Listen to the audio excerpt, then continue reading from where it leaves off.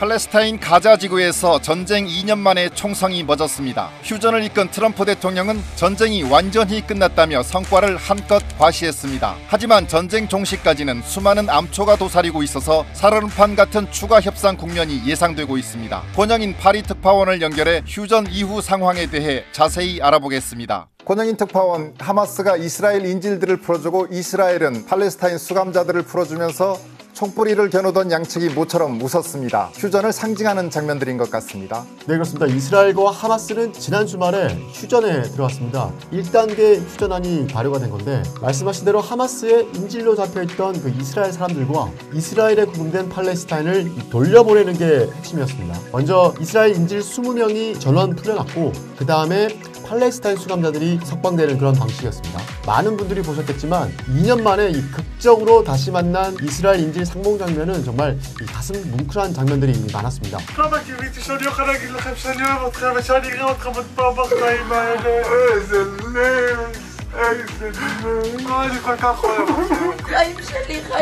חיים שלי, אתה אלוף גיבור, כפרה עליך. 기쁘기는 팔레스타인 수감자 가족도 이스라엘 가족들과 다르지 않았습니다. 이 종신형 또는 30년 이상 선고받은 수감자만 250명이었는데 이들 모두 포함해서 이 1966명이 풀려났습니다. 이들을 태운 버스가 가자 지구에 도착을 하니까 마중 나온 사람들로 가득했고요. 문이 열리고 발을 딛기가 무섭게 껴안고 울고 웃고 환호하는 그런 벅찬 장면들이 많이 나왔습니다. 지난 월요일 서로 약속했던 인원 모두 순조롭게 고향과 가족 품으로 돌아갔습니다. 하마스 측이 숨진 인질들의 유해도 이스라엘에 돌려주기로 했는데 이건 삐걱대고 있다면서요? 네, 원래 휴전안에 합의할 때 하마스에 남아있는 인질은 총 48명이었습니다. 이번에 돌아온 20명을 제외하고 28명은 모두 사망한 것으로 확인이 됐습니다. 이 28명도 생존 인질을 풀어줄 때 같이 송환하기로 했는데요. 그런데 약속하고 다르게 일부 유해만 현재 전달된 상태입니다. 당장 이스라엘 국방장관이 이거 합의하고 다르지 않냐 막 반발하고 있는 그런 상황이고요. 하마스는 지금 수습 중이다 라고 대응을 하고 있습니다. 그런데 하마스가 이 시신을 못 찾을 가능성도 매우 높다, 이런 외신 기사까지도 있는 상황입니다. 유해 송환이 뭐 그렇게 중요한 문제냐라고 생각할 수도 있는데, 지금 겨우 휴전에 합의하고 그야말로 이 살얼음판을 살짝 걸어가고 있는 그런 상황입니다. 어디 하나라도 삐걱하면 곧바로 전쟁으로 되돌아갈 수도 있는 그런 상황인데, 그래서 이 유해 송환 문제도 그냥 가볍게 볼 그런 사안이 아닌 겁니다. 네, 아직까지는 휴전 1단계 합의가 완벽하게 이행됐다고 보기는 좀 어렵겠네요. 그런데 휴전에 이르기까지 트럼프 미국 대통령의 공을 부인할 수는 없는데요. 이스라엘 곳곳에서 땡큐 트럼프를 외치는 목소리가 많이 나왔다면서요? 네, 트럼프 대통령은 이번 휴전 상황이 자신의 동무대인 듯 여기저기 뽐내고 다녔습니다. 2년간 7만 명이 숨진 이 비극을 멈추게 한 장본인이니 칭찬할 만한 건 분명한 상황입니다. 무엇보다 이스라엘에서 환호가 대단했습니다. 인질들이 풀려나던 그날에 맞춰서 트럼프 대통령은 이스라엘을 방문을 했는데, 그날은 새벽부터 이스라엘 시민들이 광장에 가득 모여 있었습니다. 인질 석방 관련 소식이 계속 추가가 됐는데 그때마다 땡큐 트럼프 외치면서 아주 크게 환호를 했습니다. 그리고 의회에선 심지어 유대교의 구원자 대접까지 받았습니다. 트럼프도 이 기회를 놓칠 생각이 없었고요. 그래서 원래 의회 연설은 11시쯤 시작을 해서 11시 45분쯤에 비행기를 타고 이집트로 넘어갈 계획이었습니다. 그런데 의회 연설만 1시간이 넘었습니다. This is not only the end of a war. This is the end of an age of terror and death and the beginning of the age of faith and hope and of God. 긴 악몽이 마침내 끝났다. 이 거룩한 땅은 마침내 평화를 찾았다. 그리고 가자지구 재건을 도울 테니 이젠 공포와 폭력에서 완전히 돌아서라. 내가 돕겠다. 이런 말을 했고요. 그리고 심지어는 지금 네타냐후 총리가 이스라엘 안에서 뇌물과 사기 등의 혐의로 재판을 받고 있는 상태입니다. 그런데 트럼프는 남의 나라에 가서 네타냐후를 사면하라고 공개 발언까지 합니다. I have an idea, Mr. President. Why don't you give him a pardon?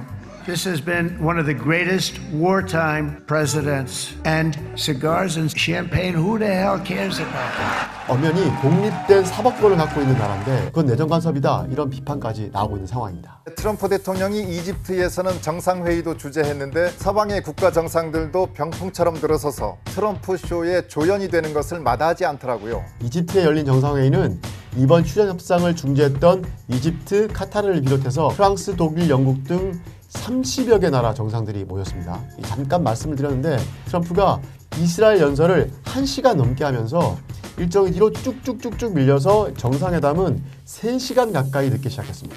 그런데도 미안한 기색은 없었고요. 하고 싶은 말을 계속 이어갔습니다. 앞권은 연단에 올랐을 때인데 참석한 정상들을 일일이 부릅니다. 이거 마치 출석 체크하는 그런 느낌이었습니다. Where's Canada, by the way? Where are you?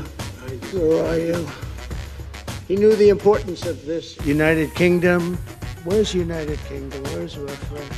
심지어 이탈리아 총리를 부를 때는 아름다운 젊은 여성이란 말을 합니다. Italy, we have a woman, a young woman who's she's a beautiful young woman. Where is she? There she is. You don't mind being called beautiful, right? Because you are. Thank you very much for coming. We appreciate it.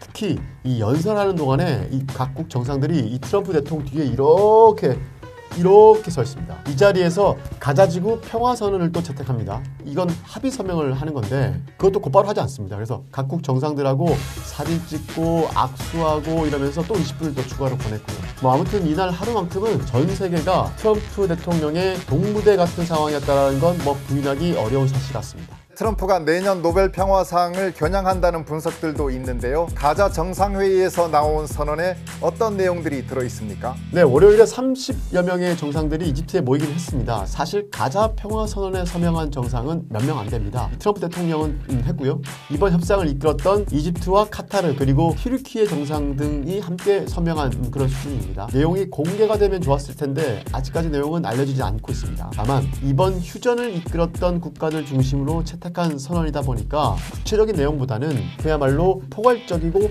추상적인 그런 의미부여가 담겨 있을 것으로 추정이 됩니다. 앞으로 가자 지구에 총성이 멎고 평화가 찾아올지가 관심인데요. 휴전 발효 직후인 지금의 상황은 어떻습니까? 벌써부터 잡음이 크게 그리고 여기저기 들리고 있습니다. 내전이라고 부를 수 있을 정도의 내부 싸움도 벌어지고 있는 그런 상황이고요. 왜냐하면 가자 지구로 돌아온 하마스가 이 가자 지구 통제권을 빠르게 장악하려고 하고 있기 때문입니다. 우선 두그무시라는 팔레스타인 가문과 총격전이 일어났습니다. 가자 지구는 정부 형태는 띠고 있습니다. 사법권도 있고요. 행정권도 있는데 일부 유력 가문들이 하마스와 공생하면서 집단 지도체제의 형태도 띠고 있습니다. 비교적 온건파로 불리는 두그무시 가문이 이스라엘을 도왔다고 보고 하마스가 처단에 나선 겁니다. 양측의 총격전이 벌어졌고요. 최소 27명이 숨졌다는 현지 보도가 있습니다. 근데 이게 두그무시 가문만의 문제가 아닙니다. 하마스는 이스라엘을 도운 부역자를 찾아내서 처벌하는데 지금 혈안이 된 것으로 보입니다. 이스라엘을 도왔다는 딱지만 붙으면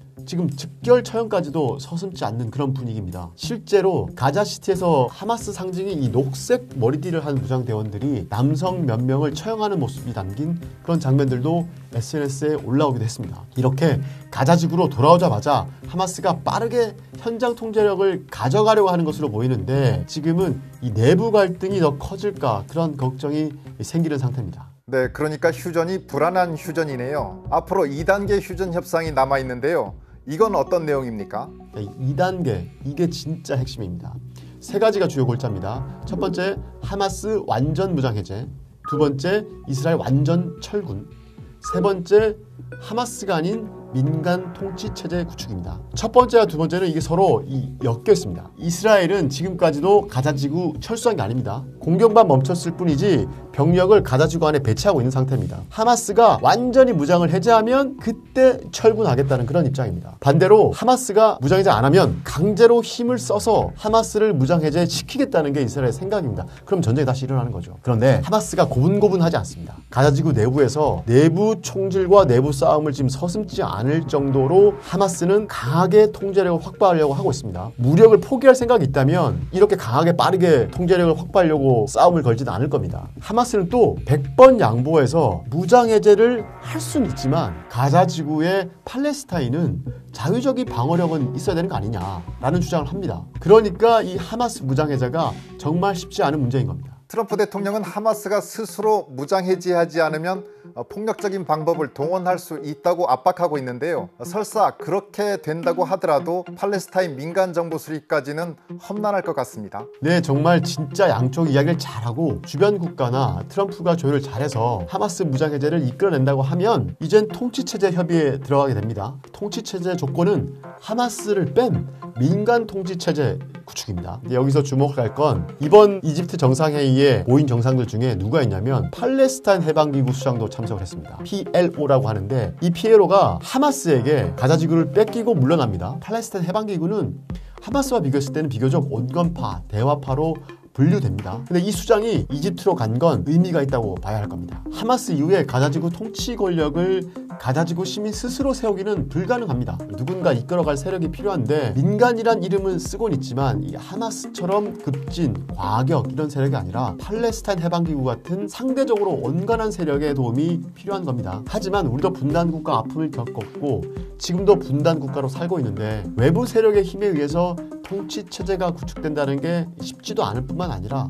후유증도 크고 오래 갑니다. 그래서 하마스를 뺀 세력의 통치체제 구축이 정말 쉽지 않은 겁니다. 가자지구 전쟁이 일단 멈춘 건 정말 다행스러운 일입니다. 앞으로 이 평화가 영구적으로 지속됐으면 좋겠습니다. 하지만 지금 봤을 때 그 길은 정말 멀고 험난해 보이고 조금만 어긋나도 깨져버릴 수도 있는 그런 위태로운 상황인 건 부인할 수 없을 것 같습니다. 네, 지금까지 휴전으로 새로운 국면을 맞은 가자지구 상황과 휴전 이후 평화체제 전망에 대해 자세히 알아봤습니다. 권영인 특파원 수고하셨습니다.